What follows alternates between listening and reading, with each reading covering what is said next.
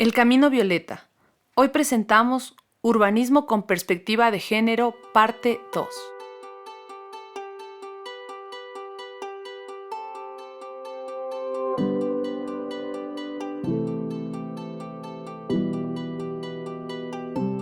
Hola, buen día.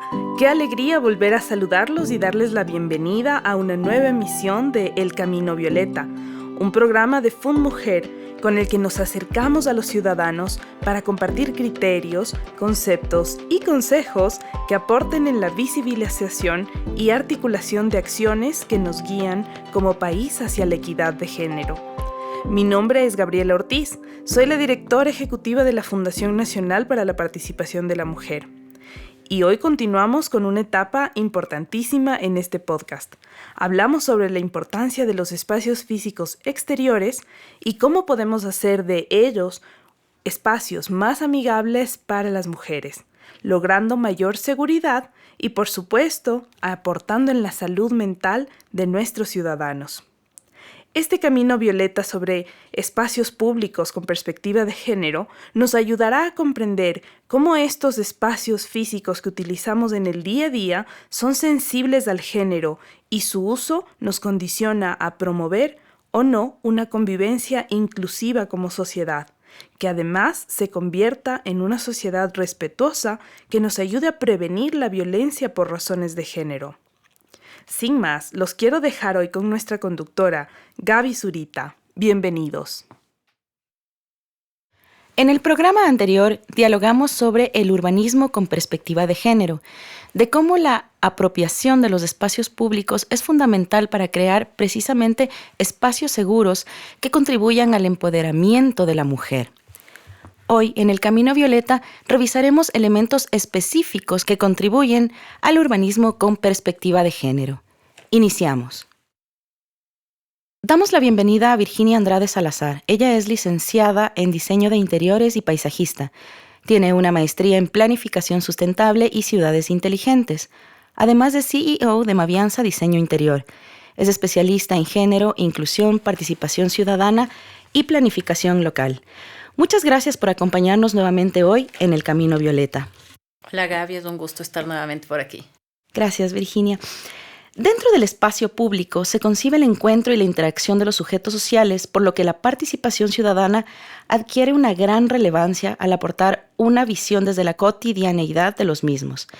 Independientemente de las dimensiones, de las escalas o los emplazamientos, son capaces de mitigar problemáticas urbanas, promover el intercambio entre personas de diferentes clases sociales y también proveer un espacio de expresión comunitaria entre tantas funciones. En el Ecuador, Virginia, ¿cómo funcionan estos espacios públicos? ¿Existen diferencias entre la costa, la sierra? ¿Qué podríamos sacar de una región a otra para poder implementar acá en el marco del urbanismo con perspectiva de género? Bueno, definitivamente, así como los seres humanos somos totalmente diferentes unos de los otros, y en términos de costa y sierra, por ejemplo, en nuestro país y más en el oriente, las actividades son diferentes, los horarios son diferentes, el clima es diferente. Entonces, todo esto conlleva un cambio definitivamente en el diario vivir. Hay cosas que son comunes, obviamente, tenemos todo lo que es vegetación, es una cosa común, nos va a ayudar siempre en lo que hablábamos en la otra ocasión, en el otro programa, sobre hay apoyo que tiene la vegetación en temas de salud mental y de regeneración en términos de oxígeno y todo lo demás, y temperatura. También la iluminación es un tema general, pero el rato que comenzamos a ver el mobiliario, por ejemplo, es sumamente diferente el mobiliario en la costa y en la sierra. Y además tenemos mobiliario que resuelve problemas. Hay un ejercicio muy interesante en un cantón muy chiquito en Manabí, que ahorita creo que es Jaramillo, pero no estoy segura. Se hizo un estudio de un parque, justamente un parque inclusivo. Es el primer parque inclusivo del Ecuador. Lo hizo una gran amiga, una arquitecta guayaquileña que hace cosas muy interesantes. Y ella nos decía que al estar cerca de puerto, había muchos marinos y mucha presencia de ejército. Uh-huh. Y que tenían un problema en términos de género, porque las chicas muy jovencitas, viendo un problema de generación de cómo sobrevivir, digamos, hasta cierto punto, terminaban teniendo relaciones entre adultos marinos y del ejército, estas chicas muy jovencitas de entre 14, 15 años, ¿ya? Entonces se comenzaban ellas viendo como una mirada a futuro el tener una relación con un marino, ¿ya? Y por el mismo ejercicio de los marinos, de los militares, de la policía, están yendo de un lado para el otro, no tienen un espacio fijo. Entonces, ¿qué es lo que estaba pasando? Estas niñas se estaban quedando embarazadas y se estaban quedando solas. Y el pueblo de repente tuvo un boom de niñas embarazadas y solas, porque sencillamente los padres de estos bebés les habían mandado a otro lugar. Claro. Entonces, una de las cosas que tuvieron que resolver fue eso. Y descubrieron que en este parque resulta que tenían relaciones sexuales en las bancas del parque. En un parque a la vista de todo el mundo. Así es que tuvieron que generar unas bancas que tenían divisiones. Entonces tenían divisiones personales. Entonces la banca tenía 3 divisiones para que no puedan acostarse en la banca. Entonces comenzamos a ver esta generación de respuestas a problemáticas específicas que van desde lo super micro y que se pueden manejar y que van hasta el super macro, que es la iluminación. Claro, y justamente, bueno... entramos a una cosa totalmente diferente, pero para que veas cómo es esa interacción que tenemos como seres humanos con nuestro espacio físico. Claro, y las consecuencias, ¿no? O sea, es decir, la solución más rápida, más viable es individualizar las bancas para evitar embarazos adolescentes de mujer y las mujeres. Y que las niñas no se queden solas con bebés. Con los bebés, claro. Y justamente eso, un tema de accesibilidad, entiendo. Ya, correcto. Precisamente. Accesibilidad y seguridad entiendo que son fundamentales al momento del diseño de espacios públicos con perspectiva de género, concentrándonos en temas como ya revisamos, la iluminación, la vigilancia natural. Y justamente hablábamos también en el programa anterior de la importancia de la iluminación de las veredas, ya que fomenta el camino seguro, por ejemplo. Claro, y el diseño que debe planificarse como en armonía con la vegetación, para que no cubra, para que no tape, para que no sea más oscuro. Y claro, este es un ejemplo de una planificación de urbanidad con perspectiva de género. ¿Qué otros ejemplos añadirías tú, Virginia, por ejemplo? O sea, definitivamente el crear espacios, el tomar en cuenta la actividad, o sea, antes de poner a la actividad del ser humano, primero, antes de poner el uso del inmobiliario. Okay. ¿Ya?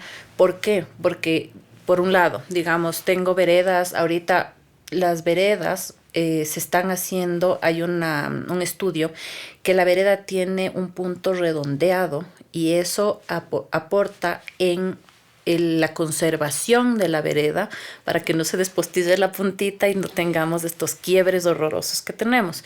Entonces, cosas, como te digo, son cosas súper micro, pero que aportan un montón. Y esto vamos viendo, por ejemplo, se han generado últimamente estos pasos elevados que sirven para bajar velocidad y que al mismo tiempo es el mismo paso cebra para facilitar que esté a la misma altura de la vereda a nivel calle. Entonces es este paso a desnivel que bajas velocidad porque es un zumbaburro, claro, pero es plano adelante y es a la misma altura de la vereda y por ahí se hace el paso cebra. Claro, y de hecho empata para, por ejemplo, personas con bastones, sillas de ruedas, con carritos de bebés, etcétera, etcétera. Que tiene esta doble función, ¿no? Y tenemos todos estos cambios de vereda con señales podotáctiles para ciegos.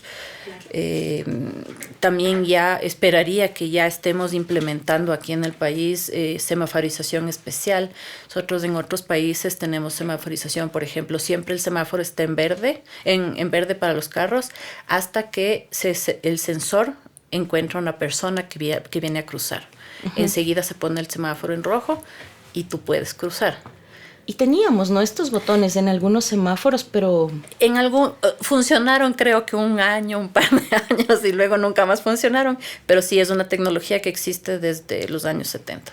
Claro, y también un poco de cultura, ¿no? Porque yo he visto algunos que quedan, por ejemplo, cerca de mi lugar de trabajo, habían estos botones y ya no hay, lo han robado en su totalidad.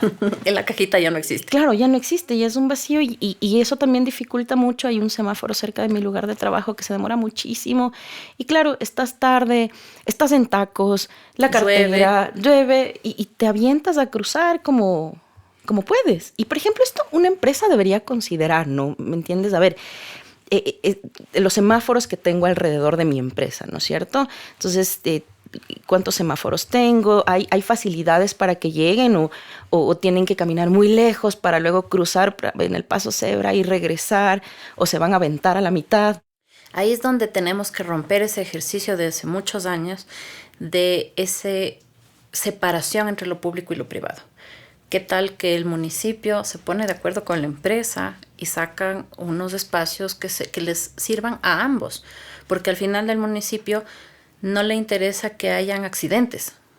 A la empresa no le interesa que sus empleados lleguen a tiempo y seguros. Entonces, si las dos necesidades se juntan, podemos hacer un ejercicio conjunto. Y yo creo que ese es el punto. En mi barrio, ¿qué es lo que está pasando? El barrio se juntó y les dimos capacitación a los que eran guardias en la calle. Les hemos dado capacitación, les uniformamos, hicimos revisión de seguridad con la policía, les capacitó la policía, les capacitó el municipio. Son parte del barrio, ya no son un ente diferente. Entonces ahora son parte del barrio. Entonces ahora sabemos que Armando, nosotros llegamos, nos parqueamos, nos recibe Armando. Y si tenemos las compras y tenemos que cruzar la calle, Armando nos ayuda con las compras. Claro. Y eso ha facilitado un montón porque en mi barrio tenemos una población muy alta de personas mayores de edad. Entonces teníamos una gran problemática en pasos cebras. Entonces lo que hicimos fue generar con ellos unas capacitaciones, hacerlos parte del barrio, generar empatía entre ellos y las personas y además de eso, hicimos una señalética con pase y pare para que ellos mismos tengan una señalética para apoyar al paso cebra. Qué importante es el trabajo en comunidad, ¿no? O sea, que se aplique en todos los ámbitos, como tú decías, que la empresa genere una alianza con el municipio, por ejemplo, y pueda crear estos espacios seguros para sus trabajadores. Incluso mejora la productividad de la misma empresa. La gente está cómoda para llegar a su lugar de trabajo, tiene vías de acceso, está semaforizada. Yo he visto en algunos lugares que, por ejemplo, los ascensores son exclusivos para, claro, tercera edad, con niños y todo. Pero yo también pienso, por ejemplo, en mujeres que llevan todo el día en tacones, de pie, tienen la computadora, y no está permitido porque es una mujer joven que, digamos, puede subir los 4 pisos y no pasa nada. Y estas lógicas yo creo que tienen que ser cambiadas. O sea, estos lugares, estas zonas seguras, estas herramientas deberían permitir facilitar la vida de quien lo necesite. Hay que medir un poco, porque si no tendríamos una gran población que atender. Claro. Entonces comenzamos a tener las lógicas, por ejemplo, en México, que en el metro tienes vagones que solo son para mujeres, justamente para prevenir acoso. Claro. Estamos generando servicios de taxi solo para mujeres, que ya ahorita ya hay aquí en el país. Entonces, hay que ver, o sea, es una cosa de flujos, es una cosa de población, es una cosa tiene que ser una respuesta a una problemática real. Claro, ahora pensándolo, debería ser una parte importante, por ejemplo, del diagnóstico dentro del plan de igualdad. O sea, no solo lo que conversábamos de la cultura organizacional, de los incentivos, del número de mujeres y de hombres, sino también el entorno, lo que rodea, el espacio que está alrededor de la empresa o de la organización que yo tengo. O sea, lo que sería, digamos, el deseo más grande, o sea, definitivamente siempre vayamos a lo mejor. Sería súper interesante que la información de las empresas que está saliendo a través de estos parámetros del sello violeta nos puedan aportar en otras cosas. ¿Qué tal que decimos, aquí hay una empresa que tiene 3,000 empleados y que está en un lugar súper apartado de vías públicas y podemos generar una línea de transporte desde el municipio y podemos hablar con el Ministerio de la Producción y poner tienditas y cosas, o sea, una cosa mucho más que se haga un parámetro global, porque la información tiene que servir para eso. Por eso se hace minería de datos. Rato que tú tienes la información de la empresa, puedes generar respuestas al exterior. Claro. Y bueno, el espacio público también representa el espacio de circulación e intercambio de personas en la ciudad. Incluye también los sistemas de transporte, tanto público como privado, entendiendo la movilidad como una actividad creadora de ciudad, paradas, estaciones, escaleras, pasillos, ascensores, que es justamente de lo que estamos hablando. Este tema del flujo de movilidad que tenemos actualmente en el Ecuador, por ejemplo, ¿cómo lo ves tú, Virginia? ¿Por dónde empezamos a trabajar en este flujo de movilidad? Porque es gigante. O sea, yo siempre digo que la respuesta tiene que venir desde lo local. Justamente en este taller que te contaba que había hecho sobre temas barriales, estábamos analizando la problemática del Batán, ¿ya? Que es un lugar en el hipercentro de Quito, donde están los centros comerciales más grandes, donde inclusive tenemos una universidad, tenemos uno de los colegios más grandes de Quito, el 24 de mayo. Y vemos que tenemos unas líneas de transporte en todo el perímetro, pero que el barrio está abandonado. Y que cada vez los ciudadanos están saliendo del barrio. ¿Por qué? Porque el barrio se hizo en un entramado con cucharas, entonces no tenemos todas las vías abiertas, entonces el único que entra es el dueño de la casa. Al estar tan bien servido en términos de transporte y de comercial, la plusvalía del suelo ha subido muchísimo. Y son casas que fueron construidas en los años 80, que sencillamente tienen 2 pisos y no hay cómo sacarles más.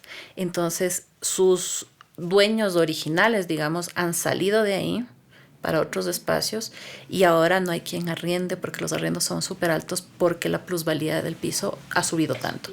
Entonces, comenzamos a tener un abandono de las casas, se está tornando solo un barrio comercial, por lo tanto solo el perímetro tiene comercio, al interno no tenemos nada, y comenzamos a generar microtráfico, comenzamos a generar espacios oscuros, comenzamos a generar deterioro de la infraestructura, y lo que hace es toda la gente comienza a salir como en el centro, ¿no? Y todo se pone peligroso y tenemos barrios abandonados. Y obviamente si eres mujer, el problema se triplica. Claro, y que bueno, eso fue, como tú dices, algo que pasó en el centro y que de a poco se está tratando de recuperar. Se está tratando de recuperar el espacio público, se están creando, se está llamando a la gente. Yo siento que es un llamado que hacen vengan al centro. Hay una campaña que se llama Regresa al Centro. Ahorita acaba de abrirla hace 1 mes y medio en el municipio. Y es justamente para volverte a apropiar, ¿no? Porque el centro, por ejemplo, es un lugar complejo en términos urbanísticos, ¿no? Tienes el trole en la ciudad de Quito, ¿no? El trole que pasa a la mitad, las veredas son sumamente angostas, tienes muchísimos vendedores ambulantes que están en todo lado y eso, por ejemplo, caminar por ahí era complejo. Era más complejo en los 80s. Yo fui hija de una historiadora amante del centro histórico. En los años 80s, 90s ahí sí te daba miedo. Ahorita para mí es papayas. Pero justamente esto también va cambiando. El tema del metro y de la parada en pleno centro, yo creo que ha cambiado un montón los flujos. Me ha sido súper grato ir tanto entre semana como en fin de semana y ver cómo está funcionando el metro, justamente reviviendo el centro. Ahora, el rato que ya contemplas en términos prácticos, lo que hay que evitar es que el centro sea un espacio solamente turístico. Y es lo mismo. En el Batán comienza a ser solamente comercial. Y en el centro comienza a ser solo turístico y el turista no va a estar de noche y no va a vivir en el centro. Y entonces eso nos genera problemas. Ahí lo ideal sería llegar a este sueño de la ciudad de los 20 minutos, ¿ya? En el que te dice que tú a pie deberías poder caminando llegar y tener servidos todos tus necesidades. Escuela, salud, servicios públicos, parques. 20 minutos todo a la mano. Exactamente. Y eso es a lo que está atendiendo Europa. Estimada Virginia, te agradezco muchísimo tu intervención y tus puntos de vista. Es importante empezar a construir herramientas que faciliten este cambio de paradigma y la incorporación de esta noción de pluralidad en todos los procesos de proyección, diseño y gestión, sobre todo en lo urbano. Además, como vemos, es fundamental que las empresas no solo piensen en cambios internos, porque como vemos, lo externo, el espacio que nos rodea, contribuye en el fortalecimiento de la productividad y del empoderamiento de la mujer. Con esto cerramos nuestra entrevista de hoy y esperamos que haya sido edificante para ustedes también. FUNMujer les agradece por acompañarnos en este camino violeta. Les damos un abrazo a nuestros seguidores y los invitamos a visitar las redes sociales de la Fundación Nacional para la Participación de la Mujer para continuar por esas vías nuestra conversación. Y recordarles que en ellas también pueden encontrar toda la información de las actividades y proyectos que la Fundación está desarrollando. Los invitamos también a visitarnos en fundmujer.org. Un buen día con todas y todos.